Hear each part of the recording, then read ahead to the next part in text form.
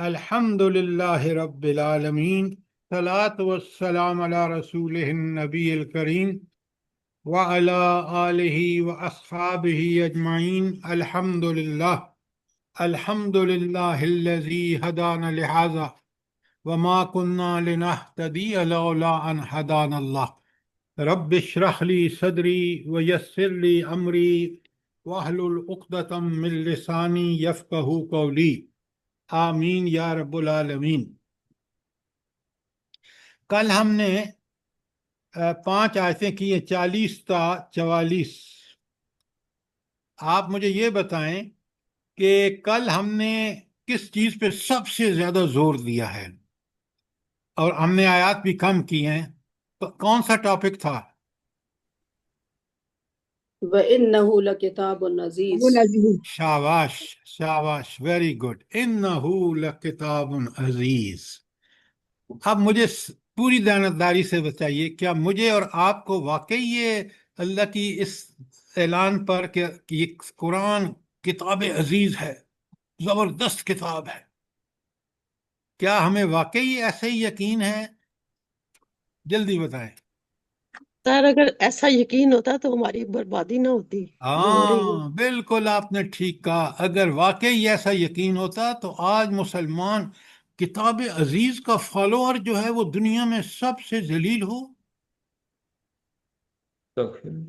آپ ذرا غور کریں، ہم کتنے بد نصیب ہیں کہ ہمارے پاس وہ کتاب ہے جو دنیا میں سب سے زیادہ طاقتور ہے۔ سر جی ہم نے سمجھا ہی نہیں نا، ہم نے سمجھا ہی نہیں نا اس کتاب کو، اس نہ اس لیے کے احکام میں کو۔ آپ سے جو گزارش کر رہا ہوں، مقصد یہی ہے کہ ہم اس کو کتاب عزیز سمجھ کر اس کو فالو کریں۔ ہمیں انفرادی حیثیت میں بھی، اجتماعی حیثیت میں بھی۔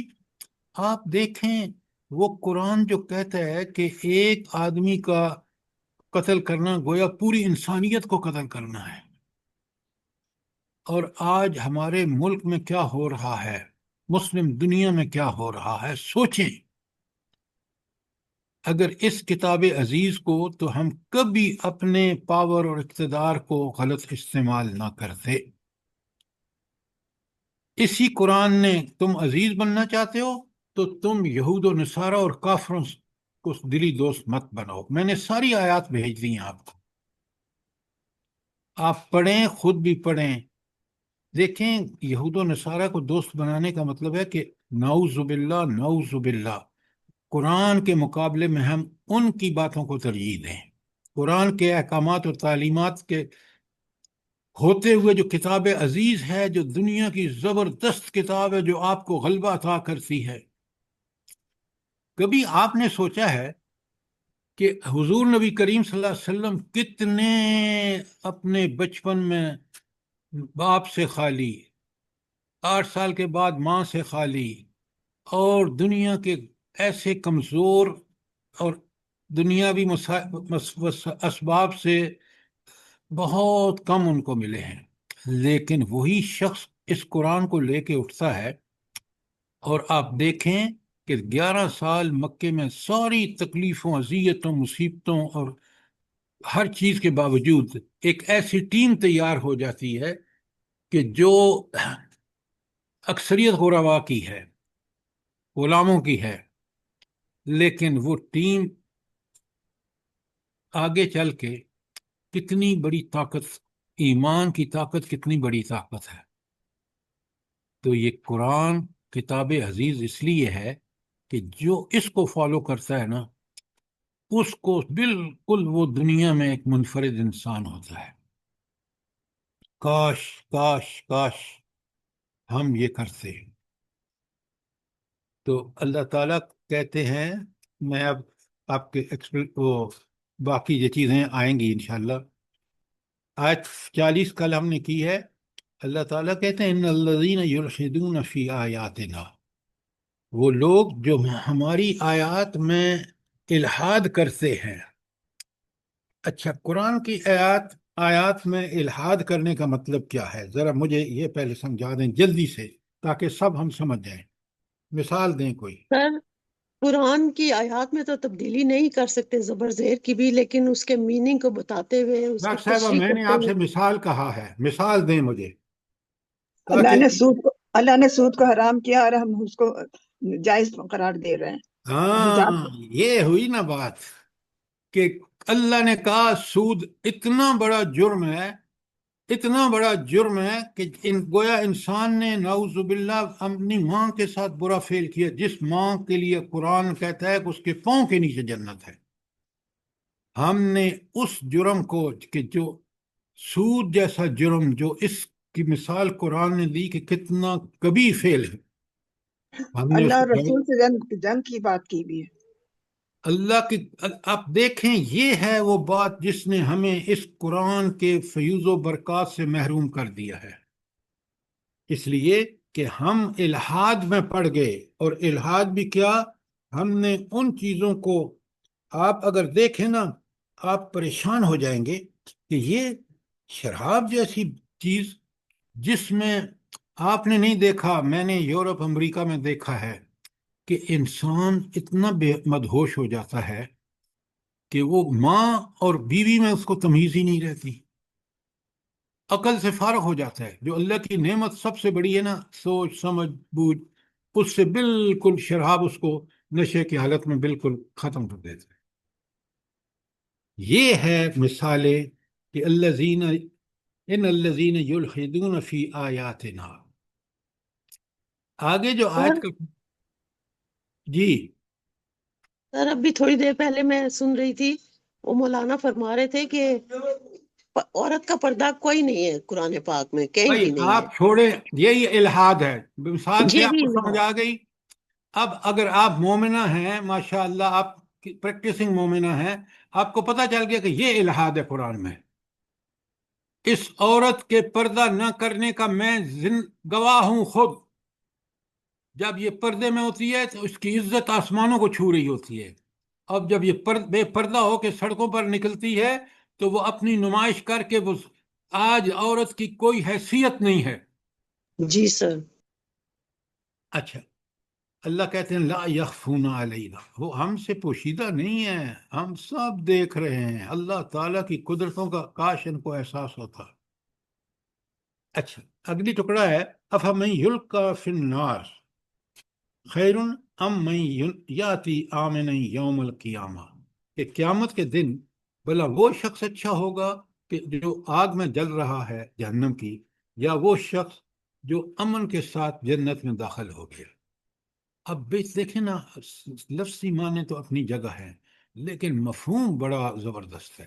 مفہوم یہ ہے کہ بھلا جو جہنم کی اس آگ جو دنیا سے 70 گنا زیادہ ہے اس میں جل رہا ہے، اور پھر جو قرآن بتاتا ہے کہ واسطے دے رہا ہے ان جہنم کے چوکیداروں کو، داروغوں کو کہ خدا کے لیے مجھے نکالو. کبھی ان کو کوستا ہے، کبھی ان لوگوں کو کوستا ہے جن کے پیچھے دنیا میں چل کے اس غلط راستے پر چلا، یا وہ شخص جو مزے لے رہا ہے جنت کی، جو اس کے خواب و خیال میں بھی نہیں تھے. کیا بات ہے. تو مجھے دنیا میں وہ عمل کرنا چاہیے کہ میں امن سے جنت میں داخل ہو جاؤں. مجھے اس ہر برے عمل سے بچنا چاہیے جو میرے لیے دائمی آگ کا میرا ٹھکانہ بنے. سوچیں کتنی بڑی نصیحتیں ہیں قرآن کی. قرآن اللہم کتنی. اجرنا من النار. آمین آمین ثم آمین. اچھا، اب آگے اللہ کہتا ہے اے ملو ما شئتم، جو مرضی عمل کرو. کہ یہ اللہ تعالیٰ کیوں کہہ رہا ہے؟ جلدی بتائیں. سر جو مرضی عمل کرو، اچھے برے کے خود ہی ذمہ دار ہو. اللہ تعالیٰ نے محدود آزادی دی ہے ڈاکٹر صاحبہ عمل ذرا کی. بات تھوڑی سی گھما کے کریں. جو اصل مفہوم ہے، اصل مفہوم یہ ہے.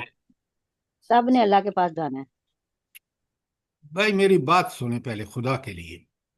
اے ملو ما شئتم کا صحیح مفہوم یہ ہے کہ اللہ نے حق ادا کر دیا، حجت تمام کر دی، نبی بھی بھیج دیا، کتاب بھی بھیج دی، کامل و اکمل کتاب. وہ کتاب، کتاب عزیز، سب سے غالب غلبہ کے لیے یہ کتاب ضروری ہے.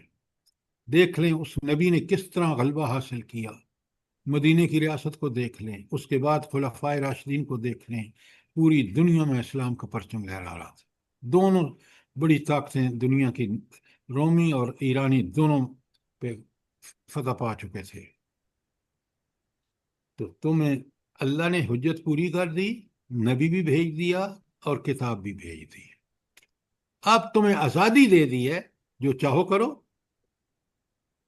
آؤ گے میرے پاس ہی، پھر مرضی ہے جو کر لو، اگر اس قرآن کے ساتھ نے سبمٹ کیا تو کتاب عزیز ہے، تمہیں غلبہ عطا فرمائے گی، اور اگر اس کو چھوڑو گے دنیا اور آخرت دونوں میں ذلیل ہوگے، مرضی جو ہے کر لو، میں نے تمہیں ہدایت دے کے آزادی دے دی عمل کی، کہ چاہو تو قبول کرو، چاہو تو نہیں کرو، یہ ہے اس کا صحیح مفہوم۔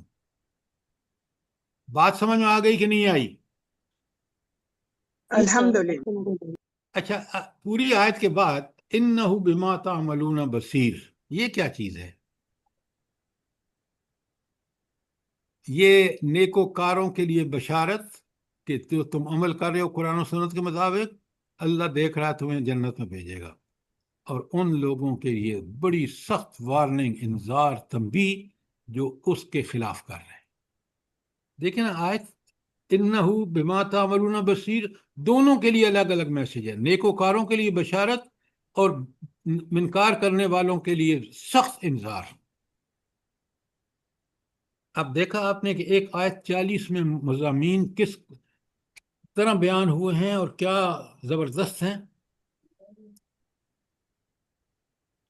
اچھا، یہ تو تھی، کوئی سوال آپ کا آیت 40 پر؟ آیت 41 میں اللہ تعالیٰ فرماتے ہیں، بسم اللہ الرحمن الرحیم، ان الذین کفروا بالذکر، جنہوں نے اس ذکر کا انکار کیا، لما جاءہم، جب ان کے پاس آیا۔ اچھا، ذکر سے مراد قرآن ہے، پہلے تو لکھ لیں اپنے اس کے اوپر، کہ جس نے جب قرآن آیا اس کا انکار کیا، اللہ تعالیٰ یہ بات بتا رہے ہیں اس وقت قریش مکہ کو، جو ابتدائی قرآن کے مخاطبین میں سے تھے، اور آج ہر مسلمان مومن کو، کافر کو، کہ یہ ذکر جب آ گیا ہے، قرآن آ گیا ہے، تو تمہارا فرض ہے کہ تم اس قرآن کو جو ہے عمل کرو، ایمان لا کر، اللہ کی طرف سے حق ہے، اللہ حق ہے، قرآن حق ہے، اس کا کلام، اس کی کتاب حق ہے، اس پہ عمل کرو۔ اور اگر عمل نہیں کرو گے تو پھر کیا ہوگا بلا؟ جہنم۔ وَإِنَّهُ لَكِتَابٌ عَزِيزٌ۔ یہ ہوئی نا شبانہ بات، یہ جو آپ کہہ رہی ہیں نا کہ جہنم، اس طرح کی بات نہ کیا کریں، آیت کے اندر رہیں۔ تم نے اگر اس کتاب عزیز کو جھٹلایا تو انجام بھی سوچ لو، اور اس کو اپنا لیا تو پھر یہ کتاب عزیز ہے، تمہیں دنیا میں غلبہ بھی عطا کرے گی، تم دنیا میں غالب بھی رہو گے، اور تمہارا سیرت و کردار مثالی ہوگا۔ انہ کتاب عزیز۔ اچھا، اگلے آیت 42 میں، بسم اللہ الرحمن، لا یاتیہ الباطل من بین یدیہ ومن خلفہ، باطل اس میں آ ہی نہیں سکتا، نہ آگے سے نہ پیچھے سے، نہ حال میں نہ ماضی میں نہ مستقبل میں، اس میں باطل کسی طرح سے کوئی داخل کر ہی نہیں سکتا۔ بھلا کیوں؟ اللہ تعالیٰ نے خود حفاظت کا ذمہ لیا ہے سر۔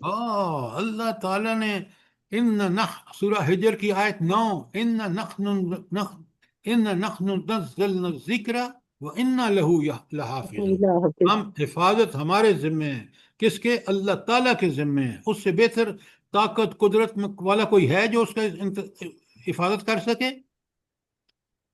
دیکھیں نا، یہ ہیں دلائل جو مجھے یقین پیدا کرتے ہیں کہ ایک کتاب عزیز ہے، اور میں نے اگر اس کا پہ عمل نہ کیا تو دنیا اور آخرت کا خسارہ، اور اگر میں نے اس کے مطابق زندگی کری تو دنیا اور آخرت میں میرے اللہ تعالیٰ کی تائید اور نصرت، جو کسی اور کے بس کی بات نہیں ہے کہ مجھے اس طرح مدد کرے جس طرح میرا رب جو طاقت اور قدرت کا سرچشمہ ہے، اس کی گارنٹی ہے، کیونکہ یہ کتاب عزیز ہے۔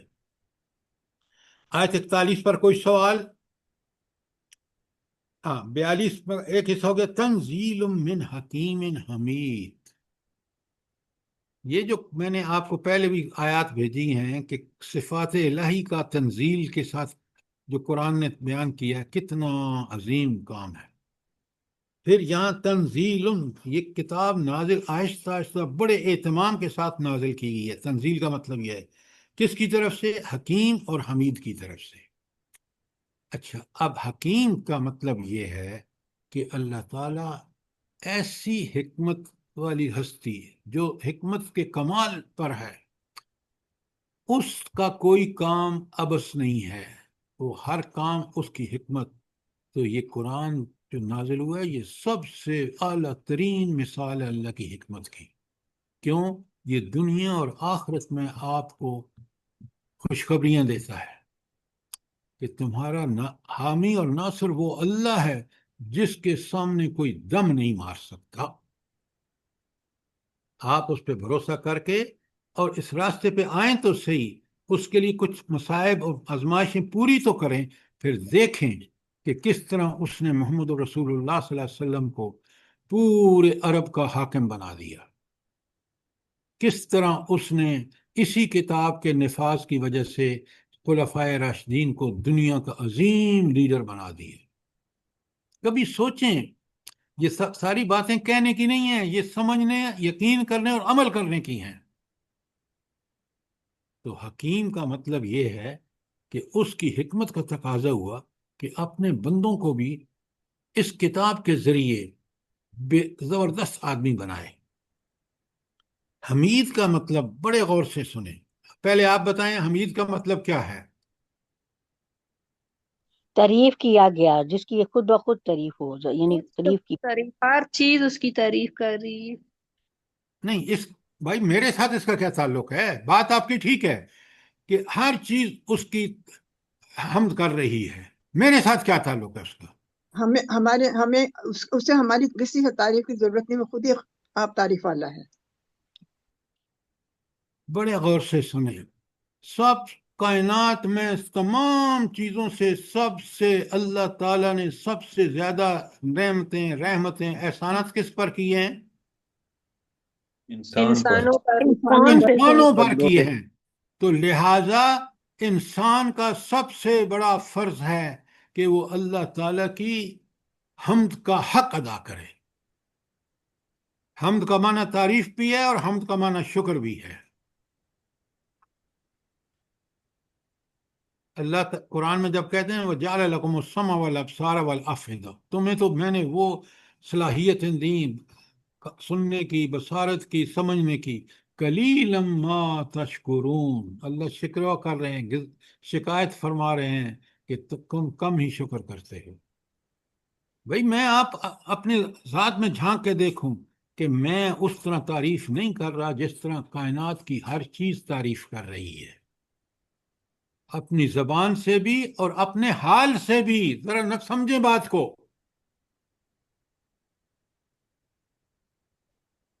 تو حمید کا مطلب یہ ہے وہ میری تعریفوں کا وہ اس کو ضرورت نہیں ہے، میری ضرورت ہے کہ میں اس کے ساتھ جڑ جاؤں. اس کے ساتھ جب جڑوں گا جب میں اس کے شکر کا حق ادا کروں گا، اور جب میں اس کی ساری صفات کو کما حق کا سمجھ کے اس کی ذات کو سمجھ جاؤں گا تو میں خود بخود اس کے سامنے جھک جاؤں گا. بات سمجھے کہ نہیں سمجھے؟ جی سر. جی سر، جزاک اللہ. یہ تھی آیت 42 اور آیت 43 میں اللہ تعالیٰ فرماتے ہیں، بڑے غور سے دیکھیں. یہ وقت لگ رہا ہے، کوئی شبہ نہیں، لیکن آپ اور میں یہ سمجھ جائیں کہ ایک ایک آیت کس قدر میرے لیے آپ کے لیے رہنمائی ہے. اِنَّهُ لَكِتَابٌ عَزِیزٌ. اچھا، یہ تو آپ کے آگے آیت 43 میں چلتے ہیں.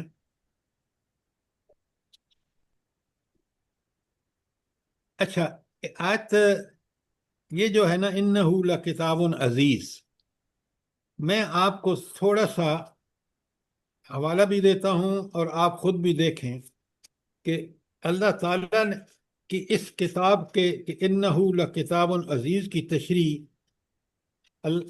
سید مودودی رحمہ اللہ نے کی ہے، اور وہ ہے آپ کی تفہیم کا میں بتا دیتا ہوں آپ کو، تفہیم جلد 5 میں لکھیں تاکہ آپ اس کو پڑھیں۔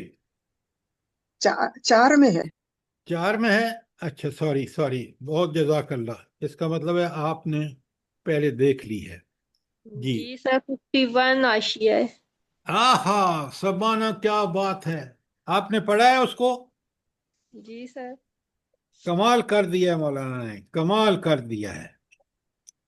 سنیں کیا کہتے ہیں، کہتے ہیں اس کی تشریح میں کہتے ہیں یعنی یہ اٹل ہے، اس کی چالوں کو شکست نہیں دی جا سکتی جو باطل پرست لوگ اس کے خلاف چل رہے ہیں۔ آپ دیکھ لیں صدیاں گزر گئیں، مخالفین نے کوئی کسر نہیں چھوڑی، لیکن یہ قرآن قائم اور دائم اور اپنی اصل حق میں۔ وجہ اس میں صداقت کا زور ہے، نمبر 1۔ نمبر 2 علم حق کا زور ہے۔ نمبر 3 دلیل و حجت کا زور ہے۔ یہ دلیل و حجت کا کیا مطلب ہے بھلا؟ شبانہ جلدی سے بتائیں۔ سر اس میں ہر قسم کے دلائل، قرآن دلائل سے بات کو سمجھاتا ہے۔ پھر آپ تھوڑا سا یہ کہتے ہیں نا کہ توحید ہو، رسالت ہو، آخرت ہو، قوانین ہوں، ہر ایک کے لیے دلائل قرآن نے دی ہیں، اور ایسے دلائل اگر انسان کی فطرت مسخ نہ ہو گئی ہو تو ان دلائل کے سامنے انسان جھک جاتا ہے، اس کو علم یقین حاصل ہو جاتا ہے۔ علم یقین دلائل سے حاصل ہوتا ہے، یا 2 چیزوں سے علم یقین حاصل ہوتا ہے۔ ایک ہے آپ آنکھوں سے دیکھیں اس چیز کو، اور دوسرا دلائل سے، کہ دلائل ایسے ہوں کہ قرآن واقعی کتاب عزیز ہے، تاریخ بھی بتاتی ہے، قرآن پر عمل کرنے والوں کا سیرت و کردار بھی بتاتا ہے۔ تو لہٰذا پہلی بات صداقت کا زور، حق کا زور، دلیل و حجت کا زور۔ نمبر 4 زبان اور بیان کا زور۔ اس کے لیے کیا دلیل ہے آپ کے پاس؟ قرآن زبان اور بیان کا زبردست زور ہے اس میں، جلدی بتائیں۔ سر الرحمن علم القرآن، خلق دیکھیں یہ تو القلم۔ سنیں، یہ جو اس کا ہے نا زبان اور بیان کا زور، قرآن چیلنج کرتا ہے، آپ اس کو کیوں سہارا لے رہے ہیں؟ چیلنج کرتا ہے کہ ایک صورت بنا کے لاؤ، تو یہ چیلنج قرآن کا برقرار ہے تا قیامت۔ کوئی لا سکتا ہے؟ الفاظ کا چناؤ ہو، اس کے معنی ہوں، اس میں معنی کا زور ہو، یہ صرف قرآن ہے، یہ کتاب عزیز ہے۔ بار بار دیکھیں آپ۔ اچھا، بھیجنے والے خدا کی خدائی کا زور ہے، اللہ اکبر۔ اس کی مثال دیجئے کہ بھیجنے والے کی خدا کی خدائی کا زور ہے، جلدی بتائیں۔ اگر آپ مثال سے نہیں بات واضح کر سکتے تو آپ نے سمجھی نہیں ہے بات پوری طرح۔ بھی سر آیت کا میں تنزیل من حکیم حمید۔ جی کیا فرمایا آپ نے؟ تنزیل من حکیم حمید۔ دیکھیں سر آپ، کائنات انفس۔ یہ جو ابھی میں نے آپ کے سامنے رکھا ہے نا، خدا کی خدائی کا زور، خدا کی خدائی، ابھی مسز آصف نے ٹھیک کہا کہ تم ذرا آیات کائنات پہ غور کرو، اس زمین کو پیدا کرنے والے کی طاقت اور قدرت دیکھو، ساری جانداروں کی خزائش اس کے اندر رکھ دی، جسمانی ضرورت پوری ہو رہی ہے۔ یہ زور ہے یا نہیں؟ کوئی اور انسان، کوئی ہستی ہے آسمان بنائے، زمین بنائے، مردے کو زندہ کرے، زندہ کو مردہ کرے؟ اللہ اکبر، ایسا زور کہ کسی اور ہستی میں ہے ہی نہیں، اسی لیے اس وہ عبادت کی مستحق ہے، کوئی اور مستحق نہیں ہے۔ شرک کا سرے سے رد ہے یہ۔ اور پیش کرنے والے رسول کی شخصیت کا زور، ہائے ہائے ہائے ہائے۔ ابھی ابو سفیان مسلمان نہیں ہوا تھا، اب سیرت میں یہ واقعات بتا چکا ہوں آپ کو، اور ایک گروہ گیا وہاں شاہ روم کے، تو شاہ روم نے کہہ دیا جو بھی بندہ پکڑ آئے نا، پکڑ کے میرے پاس لے آؤ تاکہ میں ذرا اس نبی کے بارے میں جس کے یہ خبریں آ رہی ہیں اس کے بارے میں معلوم کریں۔ اب وہ بادشاہ بڑا عقل مند تھا، آج کل کے بادشاہ نہیں جیسے آپ دیکھ رہے ہیں مسلم دنیا کے. تو اس نے کیا کیا، اس نے اس کو آگے بٹھایا اور جو سارے باقی گروپ کے لوگ تھے نا مدینے سے اس کے ساتھ آئے تھے ان کو پیچھے بٹھا دیے. یہ بلا اس نے کیوں کیا، جلدی بتائیں. فیس اس کے جھوٹ ایکسپریشنز اور دیکھنے کے جھوٹ لیے. اور سچ کا پتا چل جائے گا کہ یہ جھوٹ بول رہا ہے یا سچ بول رہا ہے پچھلے لوگوں کے چہرے کے تاثرات کے دیکھنے سے. ہاں بالکل، باڈی لینگویج ان کی بتا دے گی کہ اس نے جھوٹ بولا ہے. تو اس نے جب بٹھا کے اس نے سوال کیا، اس نے کہا کہ یہ جو شخص آپ کے یہاں رسالت کا دعویٰ کیا ہے اس نے کبھی جھوٹ بھی بولا ہے؟ اب اس وقت ابو سفیان نمبر 1 دشمن ہے حضور نبی کریم صلی اللہ علیہ وسلم کا. اس کو یہ کہنے کے بجائے کہنے کے علاوہ کوئی چارہ نہیں تھا کہ اس نے کبھی جھوٹ نہیں بولا. یہ ہے اس نبی کریم صلی اللہ علیہ وسلم کی شخصیت کا زور کہ اس کے بدترین مخالف بھی یہ نہیں کہہ سکتے کہ وہ جھوٹا ہے. نعوذ باللہ. ہائے ہائے ہائے. کاش میں اور آپ اس یقین کے ساتھ ان چیزوں کو سمجھ جائیں تو وہ قرآن جو کہتے ہیں نا کہ تمہیں یقین ہو جائے گا کہ آخرت ہو جائے گی، اور وہ دلائل سے ہے، وہ حق الیقین ہے. اور عین الیقین جو ہے وہ جب جہنم کو دیکھے گا تو ہر آدمی سمجھ جائے گا کہ او ہو میں نے رسولوں کی مخالفت کیوں کی، یہی تو بتا رہے تھے وہ جو میں دیکھ رہا ہوں یہاں. اس وقت تو سمجھنے کا کوئی فائدہ ہی نہیں، نہ توبہ قبول.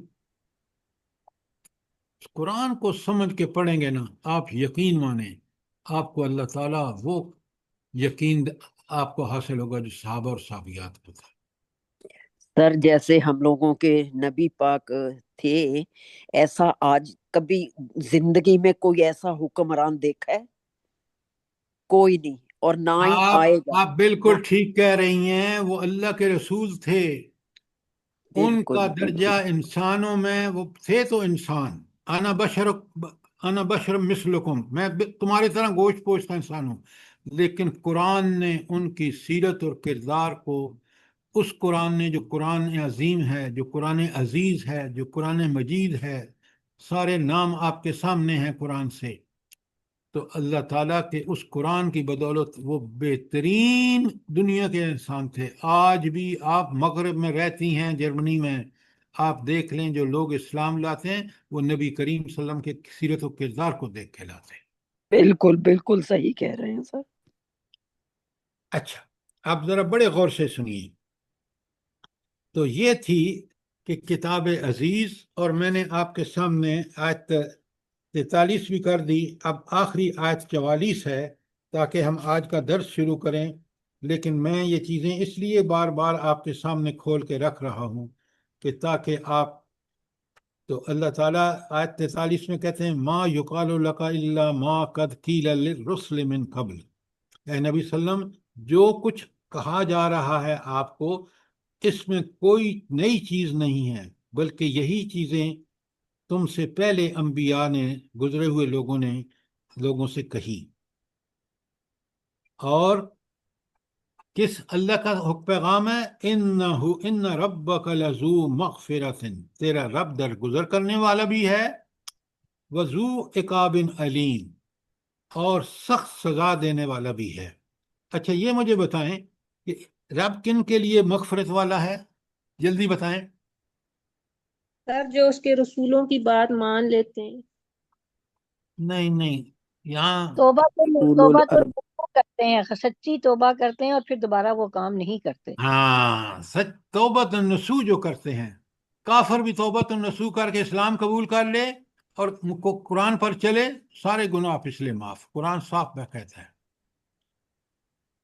تو آپ کی بات اپنی جگہ کہ نبی صلی اللہ علیہ وسلم کے، لیکن نبی صلی اللہ علیہ وسلم کے ماننے والوں میں بھی اگر وہ انحراف کر رہے ہوں تو سچی توبۃ النصوح کر کے جب، تو اللہ کو ذو مغفرت. اور یہ اگلا جو حصہ ہے اس کا، وہ ذو عقاب علیم، اور سخت سزا دینے والا ہے. کن لوگوں کو؟ سر جو ڈٹے رہتے ہیں، توبہ نہیں کرتے ہیں. ہاں گناہوں پہ زندگی نہ گزارتے ہیں تو وہ فرمانوں. بھی نہیں کرتے. شاباش.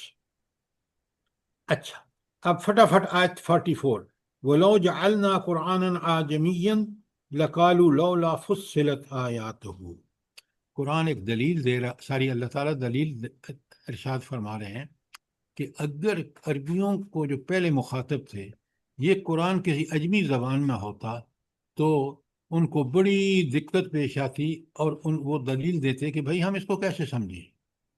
لہذا قرآن اللہ تعالیٰ نے بالکل ان کی زبان میں نازل فرمایا، اور پھر آگے فرمایا آجمی و عربی، مخاطب تو عربی اور زبان قرآن کی اجمی۔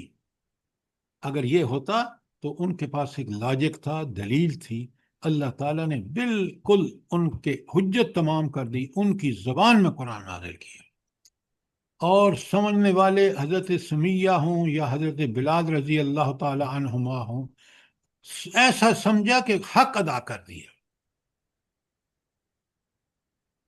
وَهُوَ لِلَّذِينَ آمَنُوا هُدًى وَشِفَاء، اور کل اے اللہ کے رسول نے بتاؤ، هُوَ لِلَّذِينَ آمَنُوا، یہ صرف ان لوگوں کے لیے ہے جو ایمان لائیں اس پر۔ پہلی شرط پکا سچا ایمان، وہ ایمان نہیں جو آج کا مسلمان لایا ہوا ہے۔ آپ دیکھ لیں، ایمان قرآن پر اور ہر عمل قرآن کے مخالف، ایسا ایمان جس کی خود وہ نفی کر رہا ہے، اللہ تعالیٰ اس کو کیسے بخشے گا؟ سوچیں، اللہ اس کے لیے ذو عقاب ہے۔ ہدم و شفا، ان دونوں میں تعلق کیا ہے؟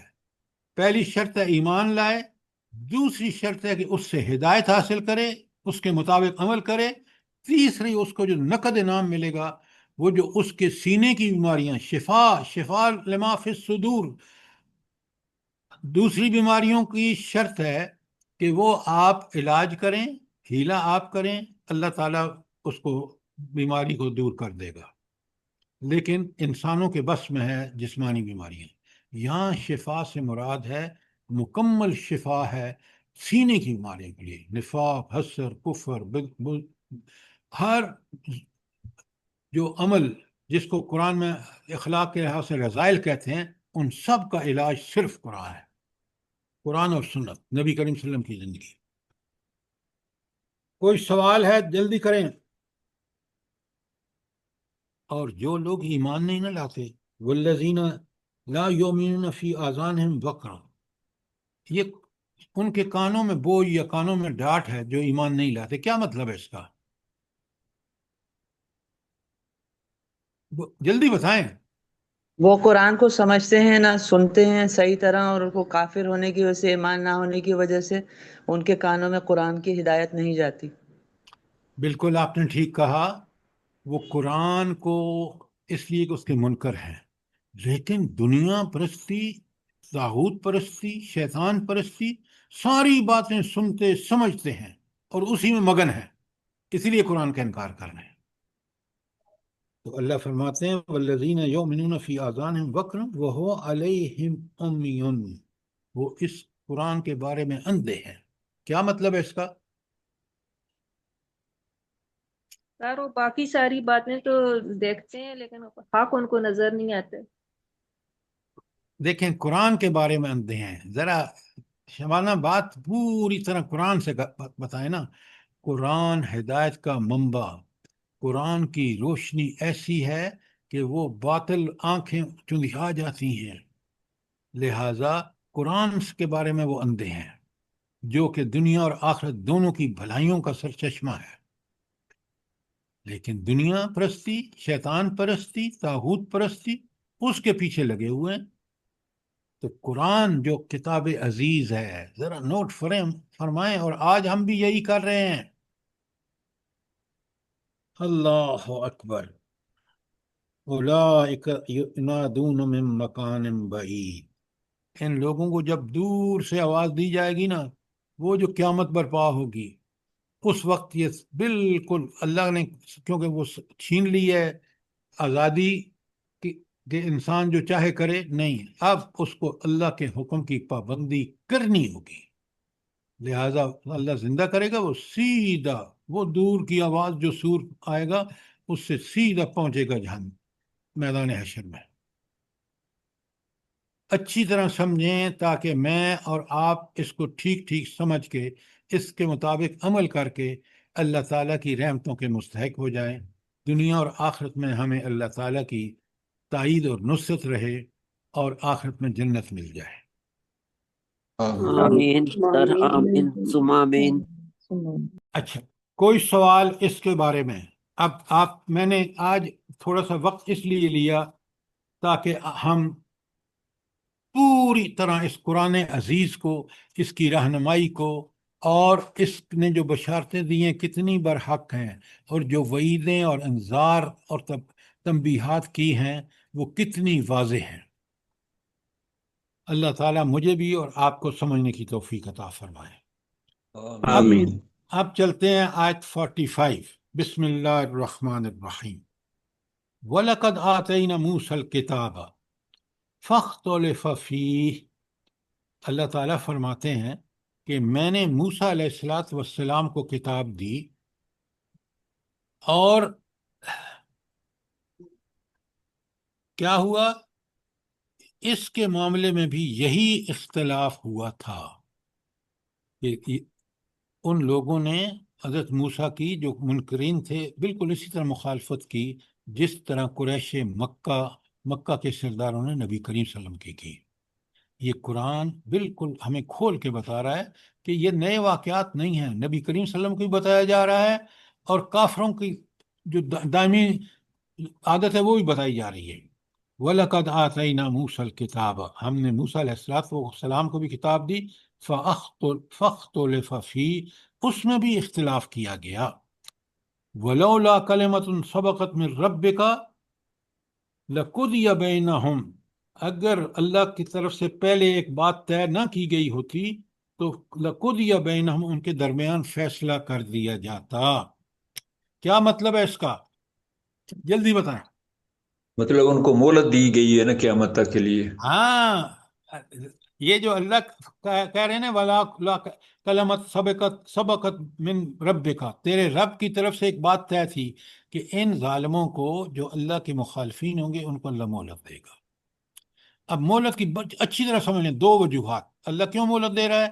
نمبر ایک، اگر انہوں نے برائیاں کرنی ہیں تو جی بھر کے کر لیں، اگر توبہ کرنی ہے، جو اللہ نے دونوں کی ان کو وہ دے دی ہے اختیار، اگر توبہ کرنی ہے تو توبہ بھی کر لیں۔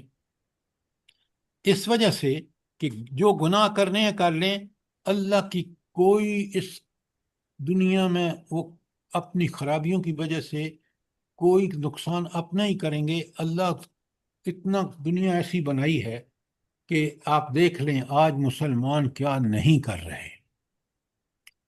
ہم نے یہ ملک حاصل کیا قرآن کے لیے، اور قرآن کے تعلیمات سے کتنے دور ہیں۔ آپ کا تعلیمی نظام ہو، آپ کا معاشی نظام ہو، آپ کا معاشرتی نظام ہو اس ملک کا، وہ قرآن سے کوسوں دور ہے۔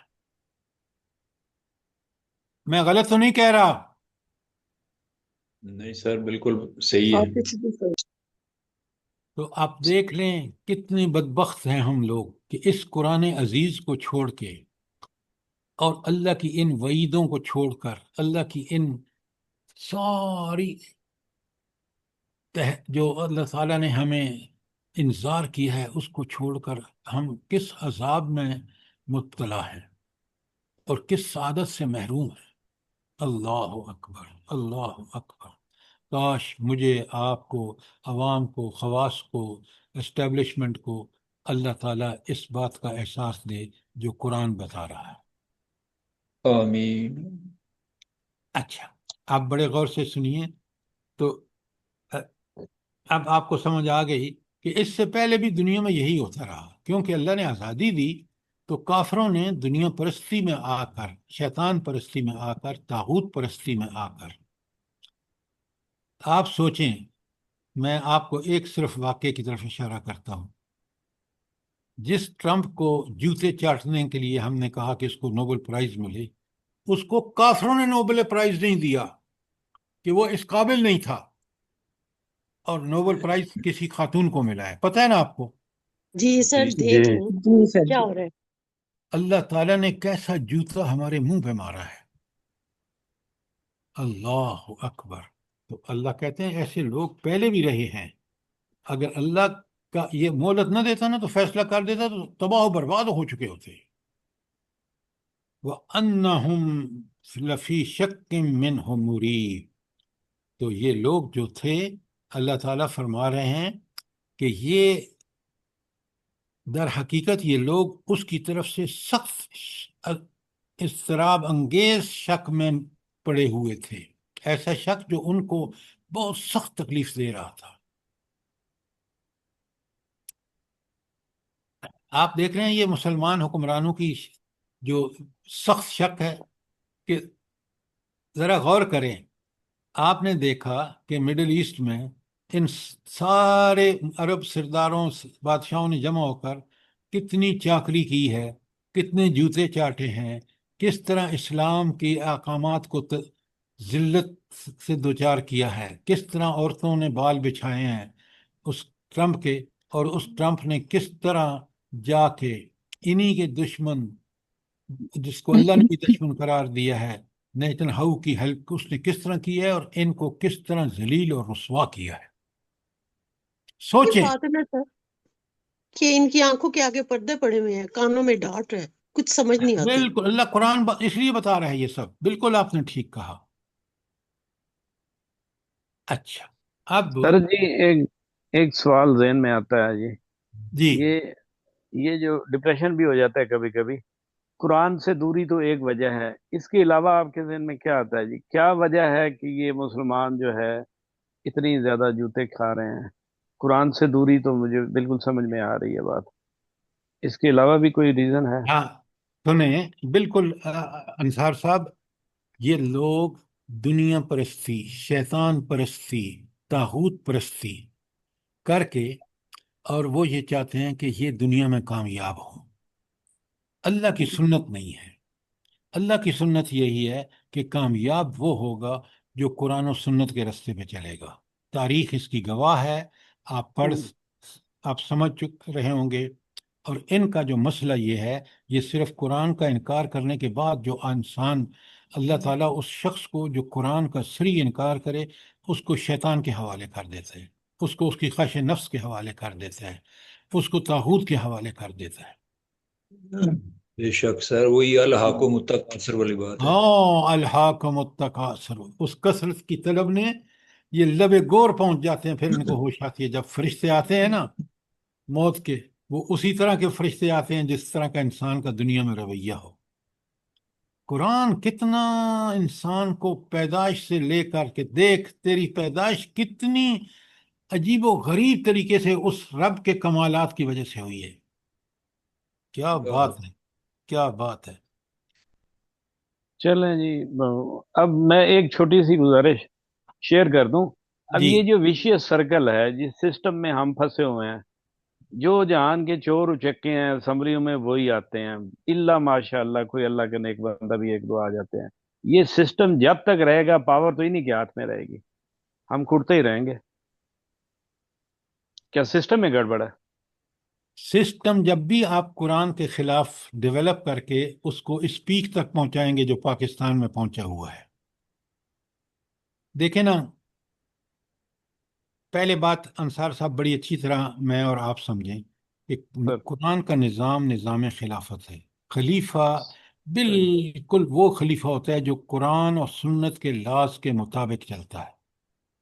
سر یہ برحق سسٹم ہے. جمہوریت جس کا آج دنیا میں چرچا ہے، مجھے آپ بتائیں، میں امریکہ میں رہ کے آیا ہوں، آپ مجھے یورپ میں نے گھوما ہے، آپ مجھے بتائیں وہاں ڈیموکریسی ہے؟ بالکل نہیں ہے. ایون امریکہ میں نہیں ہے. آپ دیکھ لیں جو مظاہرے ہو رہے ہیں وہاں جس طرح سے کہ یہ ٹرمپ وہی کر رہا ہے جو ایک گروپ چاہتا ہے. لہٰذا جی جی جی جی صحیح کہہ رہے ہیں. کامیابی جو ہے نا، دیکھیں اللہ نے ہمیں قرآن دے دیا، ہم مسلمان ہیں. اگر اس پاکستان میں اس قرآن کے مطابق ہم زندگی گزاریں، ہم میں سے ہر ایک، آپ یقین مانیں اللہ تعالیٰ کبھی ایسے ہمارے اوپر مسلط نہیں کرے گا، کیونکہ ہم خود برے ہیں. اللہ تعالیٰ کی سنت یہ ہے کہ پھر برے حکمران آتے ہیں. بالکل صحیح کہہ رہے ہیں سر. اچھا یہ صحیح تھی ہے. آیت 45. اب آیت 46 میں چلتے ہیں. تو اب ذرا یہاں قرآن کا ایک بڑا زبردست کامنٹ ہے. اللہ تعالیٰ فرماتے ہیں کہ ان لوگوں نے کیوں تفرقہ بازی کی. آج بھی دیکھ لیں قرآن محفوظ آپ کے اور میرے پاس موجود، لیکن تفرقہ بازی کی انتہا خود پاکستان میں دیکھ لیں. آپ دیکھ لیں یہ جو واقعہ ہوا ہے، جو ابھی تازہ تازہ ہوا ہے، اس پہ نوٹ فرمائیں کہ کس قدر ہم بکھرے ہوئے ہیں، تفرقہ بازی میں پڑے ہوئے ہیں. انسانی جان کا کوئی احترام نہیں، لوگ کیڑے مکوڑوں کی طرح مارے جا رہے ہیں. جس قتل کو انسان نے کہا کہ ایک شخص کا قتل گویا پوری انسانیت کا قتل ہے. آپ ذرا اس آیت کی حقیقت کو سمجھیے. شورا کی 14 لکھیں آپ، بلکہ اس کے ساتھ لکھیں وما تفرقوا، اور انہوں نے تفرقہ بازی اس لیے نہیں کی، الا، کب کی ہے؟ مگر من بعد ما جاءہم العلم، جب ان کے پاس علم آیا. علم سے مراد کو علم وحی، نبی آئے. بغین بینہم، یہ ان کی آپس کی ضد تھی. ولولا کلمت سبقت من ربک، اگر اللہ کا فیصلہ اس سے پہلے لکھا نہ جا چکا ہوتا، الی اجل مسمی، کہ ان کو ایک مقرر وقت تک مہلت دی جائے گی، لقضی بینہم، ان کے درمیان فیصلہ ہو جاتا، برائی کا نتیجہ ان کے سامنے آ جاتا. لیکن اللہ نے اس کو مؤخر رکھا ہے قیامت تک، قیامت کے دن پر بھی، اور پھر دنیا میں بھی.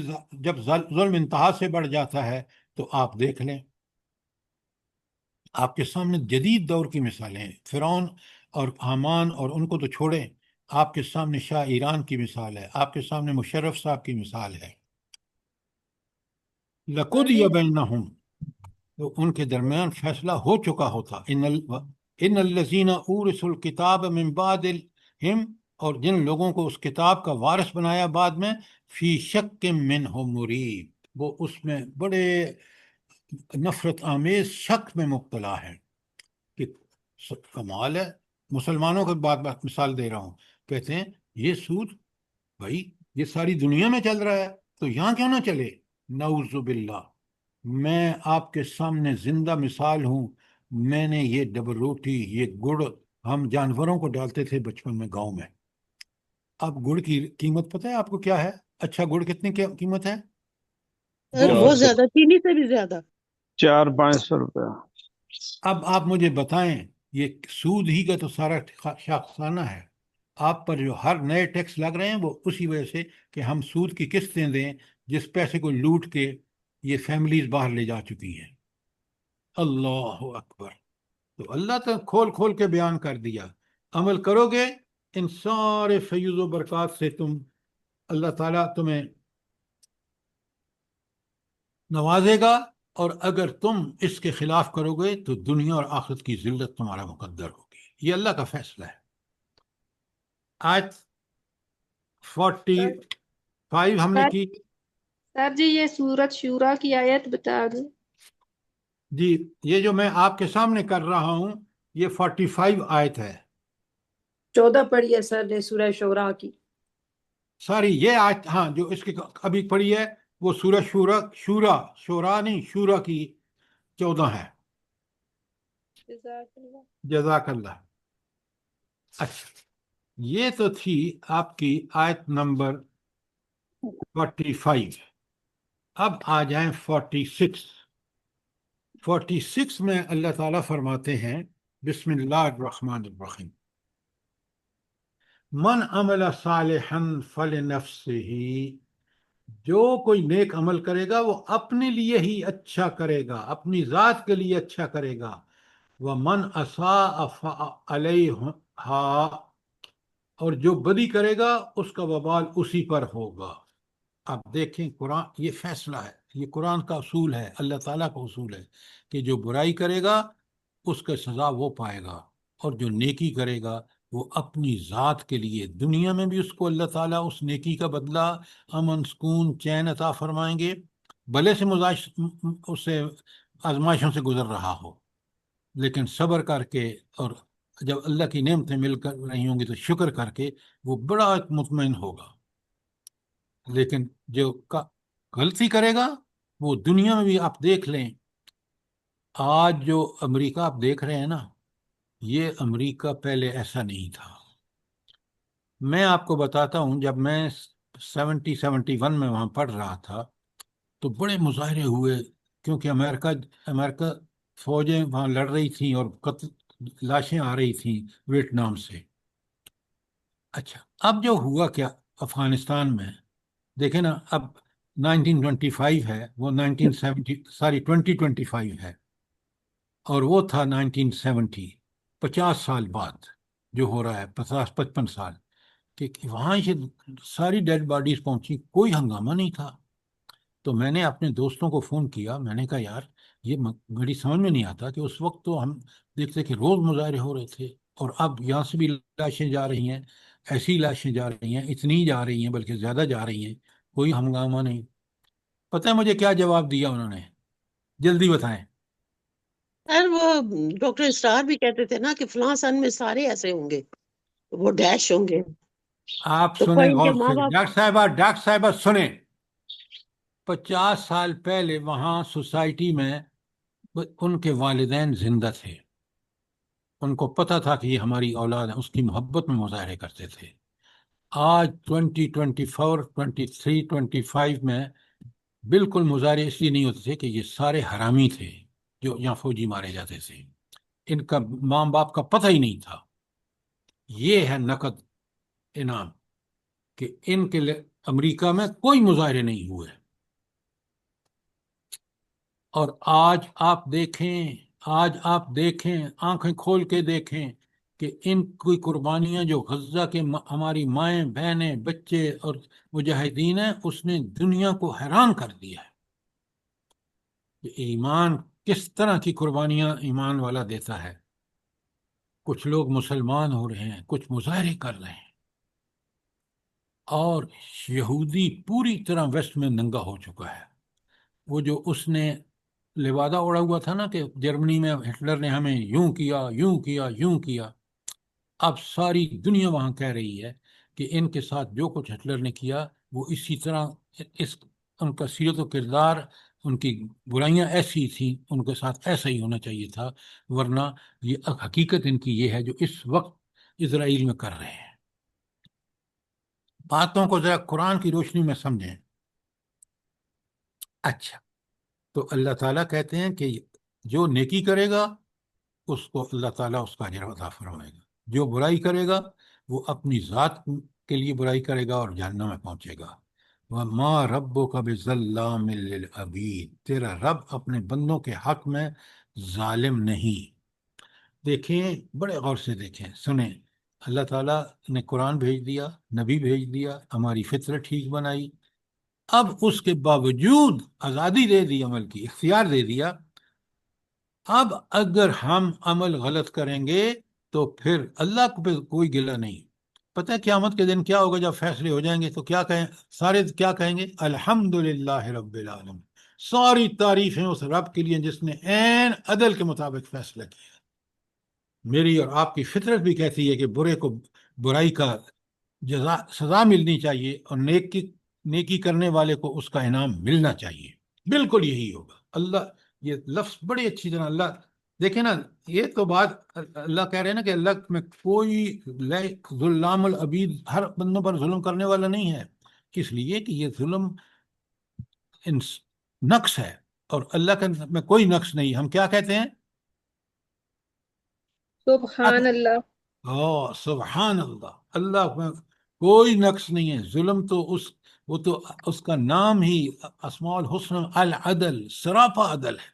اللہ اکبر، اللہ۔ کوئی سوال آیت 46 پر؟ اچھا، اب 47 میں دیکھیں، اللہ تعالیٰ فرماتے ہیں الیہ یرد علم الساعہ، اس ساتھ کا علم اللہ ہی کی طرف راجع ہے۔ جو قیامت کب برپا ہونی ہے، اس کا علم سوائے اللہ کے کسی کو نہیں۔ نبی کریم صلی اللہ علیہ وآلہ وسلم سے بھی جب پوچھا گیا، انہوں نے بھی یہی ارشاد فرمایا کہ اس کا علم اللہ کو ہے۔ لیکن وہ اللہ کیسا ہے؟ بڑے غور سے دیکھیں، ما تخرج من ثمرات من اکمامہا، وہی ان سارے پھلوں کو جانتا ہے جو اپنے شگوفوں سے نکلتے ہیں. وما تحمل من انسا، اور اسی کو معلوم ہے کہ کون سی مادہ حاملہ ہے.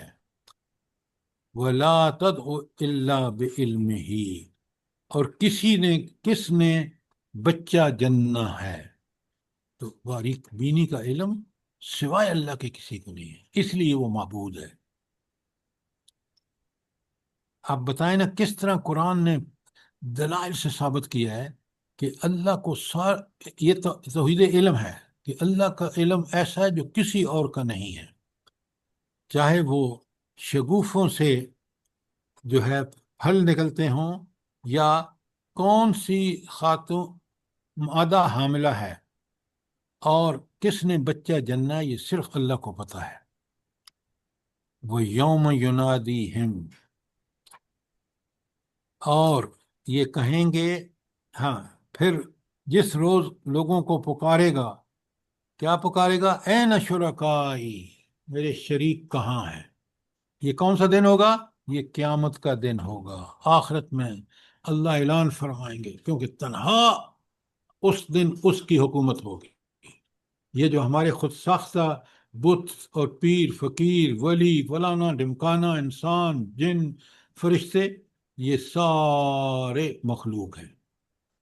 تو اس دن اللہ سب سے پہلے جو اللہ تعالیٰ کے ہاتھ سے ایک بلند ہوگی آواز کہ این شرکائی، کہاں ہیں میرے شرکا.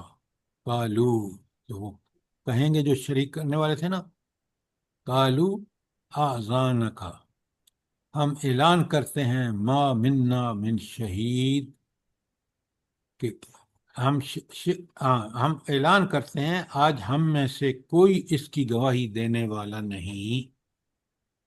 آخرت میں دیکھا سارے کافر بھی مسلمان بھی سب، لیکن اللہ تو دلوں کا حال جانتا ہے. اسی پر تو فیصلہ ہونا ہے کہ کس نے اللہ کی بات مانی اور کس نے دوسرے خداؤں کی بات مانی. اللہ. کوئی سوال آیت 45 پہ؟ سوری 40، یہ میں نے آپ 47 پہ. جزاک اللہ. جی 48 بڑے غور سے سنیں. اللہ فرماتے ہیں آخرت میں کیا ہوگا؟ وَضَلَّ عَنْهُمْ مَا كَانُوا يَدْعُونَ مِنْ قَبْلُ، اور وہ سارے ان سے گم ہو جائیں گے جن کو وہ دنیا میں پہلے اس سے پہلے پکارتے تھے. وَظَنُّوا، اور وہ سمجھیں گے مَا لَهُم مِّن مَحِیص، کہ اب ان کے لیے کوئی جائے پناہ نہیں. یہ آخرت کی بے بسی کا انتہا دیکھیں ان لوگوں کے لیے جنہوں نے اللہ تعالیٰ کو مان کر اس قرآن عزیز پر نہیں چلے. کیا حشر ہو رہا ہے کہ وہ خود اعتراف کر رہے ہیں وَضَلَّ عَنْهُمْ مَا كَانُوا يَدْعُونَ مِنْ قَبْلُ، اور وہ ہم سے گم ہو گئے جن کو ہم پکارتے تھے دنیا میں. وَظَنُّوا، اور انہوں نے گمان کیا یعنی سمجھ لیا مَا لَهُم مِّن مَحِیص، ان کے لیے کوئی جائے پناہ نہیں. اللہ اکبر، اللہ اکبر.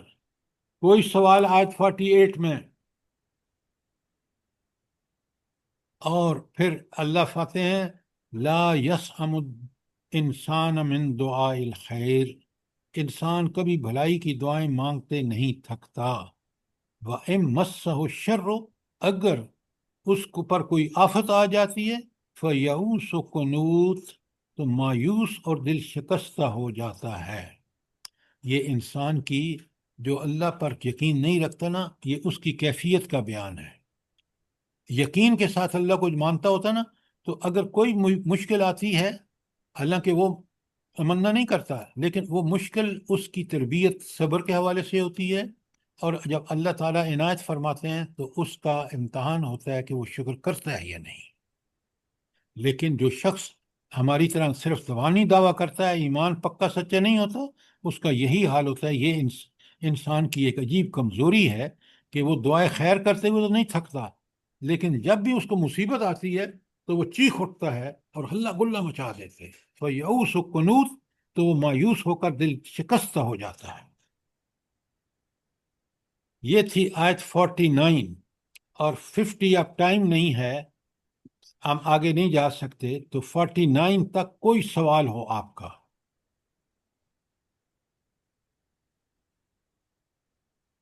تو یہ جو جزاک اللہ سر، کتنا ایمان مضبوط ہوتا ہے ان آیات کو پڑھ کے. اللہ اللہ تعالیٰ قرآن کی کوئی آیت پڑھیں، یقین بے شک. مانیں جب میں سمجھ کے غور و فکر کرتا ہوں میرا ایمان ایسا پکا سچا ہو جاتا ہے کہ مجھے دنیا میں کوئی چیز برائی کرنے پر مجبور نہیں کر سکتی، اللہ کیونکہ تعالیٰ وہ ہم سب طاقت کو میرے ثابت اللہ نے قدم میرے رکھے. اندر رکھ دی ہے۔ بے شک بے شک. سر ایسے لگتا ہے یہ دنیا ہی کوئی اور ہے اور جس دنیا میں ہم رہتے ہیں وہ کوئی اور دنیا ہے. اللہ تعالیٰ ہمیں اس دنیا میں رہ کر زندگی بسر کرنے کے لیے حکم دیتا ہے تاکہ ہم اس کے سر بندے بن جائیں۔ جی بالکل. ہم قرآن پڑھتے ہوئے اتنا کھو جاتے ہیں کہ ہمیں بالکل ایسا ہی لگتا ہے کہ ہم وہیں پہ موجود ہیں اسی قرآن کے اندر. اللہ اکبر، اللہ اکبر۔ آپ ذرا جزاک. اس کی کبھی غور کریں، اس قرآن نے ان عربوں کو کیسے بدلا کہ وہ جو برائی کی جڑیں ان کے اندر گہری تھی وہاں نیکیوں کی بہار آ گئی۔ دیکھیں نا، فتح مکہ جو 8 ہجری میں ہوا ہے، نبوت کے 21ویں سال، دنیا ہی بدل گئی، کافر مسلمان ہو گئے۔ ابو سفیان جس کا میں نے آپ کو واقعہ سنایا ہے کہ کفر کا سرغنہ تھا، وہ مسلمان ہو گیا۔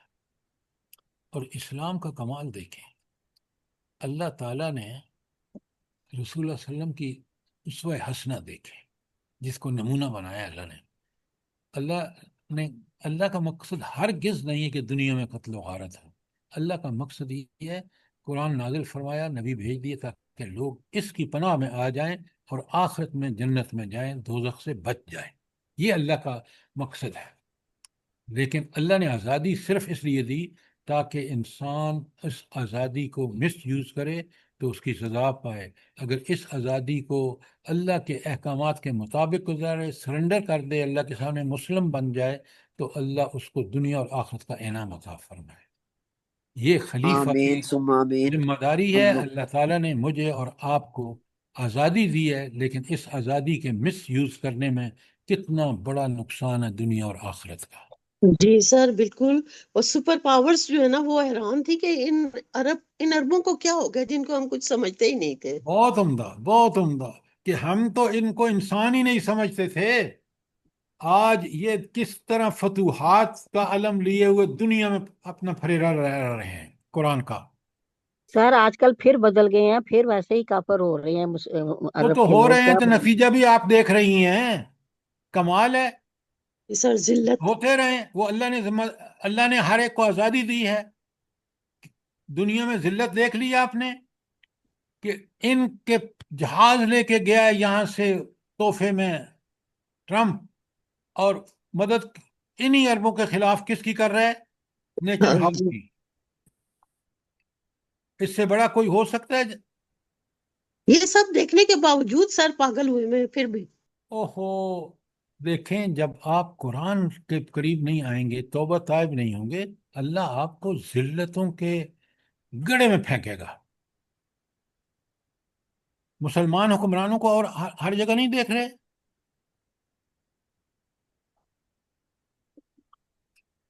ربنا تقبل منا انك انت السميع العليم وتب علينا انك انت التواب الرحيم۔ آمین ثم آمین۔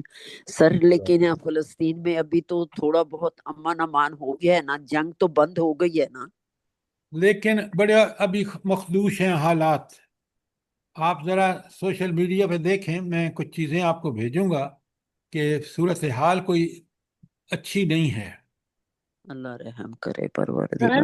ایکسکیوز میں تھوڑی سی روشنی اس پہ ڈالیں کہ یہ ٹی ایل پی کا کیا قصہ ہے، مجھے سمجھ نہیں آتی. دیکھیے، دونوں طرف سے بیانات آ رہے ہیں کہ ایک بات ڈاکٹر صاحبہ سمجھیں، قصہ کچھ بھی ہو، اتنے قتل و غارت کی نوبت اس وقت آتی ہے جب اقتدار ظالموں کے پاس ہو۔ آپ مجھے بتائیں کتنے لوگ جو مرے ہیں، جو زخمی ہیں، جو ان کے گھروں کا کیا حال ہو گیا ہے؟ کبھی سوچا آپ نے؟ جی سر. تو انسان کا قتل جو ہے، میں نے آپ کو بتایا ہے، میں تبصرہ اس لیے نہیں کر سکتا کہ میرے پاس پوری انفارمیشن نہیں ہے، اور جب تک پوری انفارمیشن نہیں ہو تخمینے سے بات نہیں کرنی چاہیے. لہٰذا آپ اس بات کو سمجھیں کہ ایک جو ظلم ہوا ہے وہ یہ کہ کس قدر انسانیت کی تباہی ہوئی ہے، انسانوں کا قتل ہوا ہے، اور اس کے نتیجے میں کتنا بڑا اس ہمارا نقصان ہوا ہے. اور جی اللہ سر، تعالیٰ، اس ایکشن کا ریئیکشن بھی آئے گا نا؟ ہاں اگر قوم زندہ ہوتی ہے تو پھر وہ یقیناً ریئیکشن آتا ہے. کوئی اس گھر سوال، کو آگ لگ گئی گھر کے چراغ سے. کوئی سوال درس کے بارے میں ہو؟ تھینک یو سر، سر جزاک اللہ خیر، بہت اللہ پاک شکریہ. آپ کو جزائے خیر دے سر، اور ہم لوگوں کو انسان عمل کی توفیق دے انسان اور کی سمجھنے نیچر کی. بتائی گئی ہے کہ انسان کتنا ناشکرا بھی ہے اور بے صبرا بھی ہے، اور ساری اس آخری آیت میں کتنی زیادہ انسان کی فطرت یعنی نیچر بتائی گئی ہے. قرآن سے جڑ جائے تو اس کے اندر خوبیاں آ جائیں گی، قرآن سے دور ہوگا تو جاہل اور ظالم ہوگا. سر کتنے لوگوں نے انڈیا میں اسلام قبول کیا؟ ذاکر نائک کے ہاتھوں نا بہت سارے ہزاروں میں لوگوں نے اسلام قبول کیا فلسطینیوں کی قربانیوں کو دیکھ کے. اللہ تعالی ہمیں بھی توفیق عطا فرمائے کہ ڈاکٹر ذاکر نائک بہت بڑا کام کر رہے ہیں، اور دلائل کہ قرآنی دلائل سے دنیا میں قرآن کی حقانیت کو، اس کو کتاب عزیز ثابت کر رہے ہیں. اللہ تعالیٰ مجھے بھی اور آپ کو بھی توفیق عطا فرمائے. آمین. آمین ثم آمین. آمین. ہم لوگوں کی اولادوں کو بھی اور تمام دنیا کے مسلمانوں کو اسی طرح ہدایت عطا فرما دے اور عمل کی توفیق دے، آمین. آمین. آمین. اور ہم لوگوں جزاکم کو اللہ خیر. جو غلطیاں ہیں ہم لوگوں سے ہوتی ہیں ان کو معاف فرما دے. پروردگار آمین ہم لوگوں کی توبہ کو قبول فرما لے. آمین ثم آمین. آمین. جزاک اللہ. جزاک اللہ.